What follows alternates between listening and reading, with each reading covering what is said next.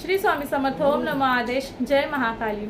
अष्टमी तिथीला गुरुवारी 10 तारखेला आपल्या दुर्गा भवानीला आपल्याला एक फळ आहे, ते फळाचे आपल्याला देवीला 2 भाग करून अर्पण करायचे आहे आपल्याला. कारण की आपल्यामधील जे काही वाईट गुण वगैरे असतात ते आपले ह्या अष्टमी आणि नवमीच्या दिवसांमध्ये आपल्या देवीने भगवतीने आपल्यातील वाईट गुण, वाईट ऊर्जा, वाईट शक्ती, कोणाचेही वाईट वगैरे करण्याची काहीही तुमच्यामध्ये गुण वगैरे असतील, तुम्हाला जेलसी कोणाविषयी वाईट असेल तर ते सर्व काही बाहेर काढण्यासाठी तुम्हाला ह्या दिवशी अष्टमीला आई भगवतीला कोहळा हा अर्पण करायचा आहे.